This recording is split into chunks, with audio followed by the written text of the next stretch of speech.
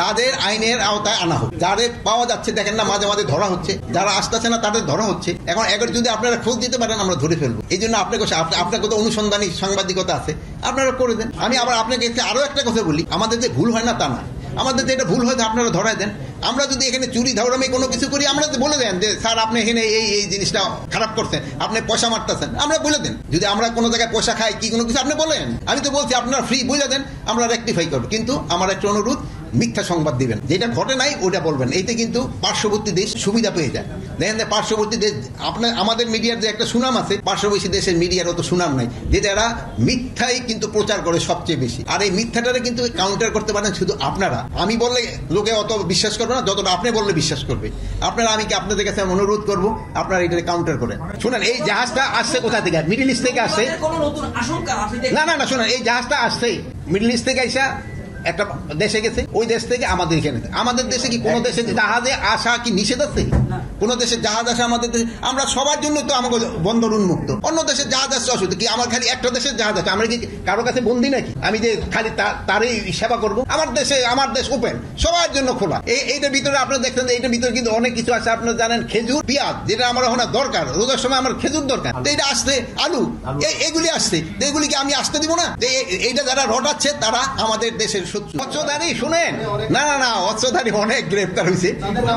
শোনো, অনেক অস্ত্রধারী, শুনেন, অনেক গ্রেফতার হয়েছে। ওখানে আপনার ওই যে পাবলিক প্রসিকিউটর কিন্তু একটা কিছু বলছে, সব কিছু সব জায়গায় কিন্তু প্রকাশ করা যায়, এটা তো আপনিও জানেন। সব সময় কতগুলি জিনিস, কিন্তু আপনারা এই খবরটা রাখেন যে এইটা আমার মুখটা শুনতে চাইতেছেন, আপনি কিন্তু জানেন। পুলিশের মনোবল যে হারাইছে, এই মনোবল তো আস্তে আস্তে কি আগের থেকে একটু বৃদ্ধি পেয়েছে না নাকি? একটা বলেন, আগের থেকে একটু ভালো হয়েছে কিনা বলেন। আমি হলো এখন হলো এইটা গ্রাফটা যদি উপর দিকে যায় ভালো, বাট গ্রাফটা যদি থেমে যায় বা নিচের দিকে নামে ওইটা হলো খারাপ। তখন তো গ্রাফটা তো আস্তে আস্তে উপর দিকে উঠছে। এখন ধরেন মনোবল, যেমন ধরেন আমরা অনেক সময় কোনো একটা আত্মীয় স্বজন সময় হারাই, সেই সময় আমার কিন্তু যে মনোবল ওইটাকে আমার 2 দিনই চেঞ্জ হয় না, একটু সময় লাগে। এক সময় আস্তে করে ওইটা কিন্তু আমরা ভুলে যাই। এই জন্য তো আপনি একটু সময় দিতে হবে। যদি আপনারা সময় না দেন, আর আমার কাছে তো এরকম কোনো কিছু নাই যে একের আমি বলবো হয়ে যা হইব।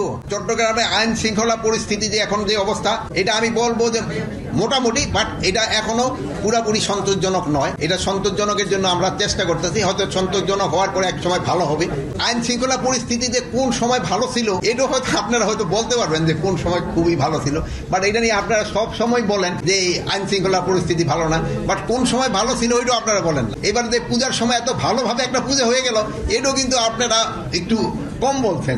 আমরা যতটা এক্সপেক্ট করছি অতটা কিন্তু বলা হয় নাই, কিন্তু আরো একটু বেশি বলা দরকার ছিল আপনাদের তরফ ছিল। এখানে আমি বিভিন্ন বাহিনীর সদস্যরা এখানে উপস্থিত ছিল, তাদের যে কি সমস্যা ওইগুলি নিয়ে আলোচনা হয়েছে, এবং আইন শৃঙ্খলা পরিস্থিতি প্লাস অন্যান্য জিনিস কিভাবে আরো উন্নতি করা যায় এটা ব্যাপারে আলোচনা করা হয়েছে।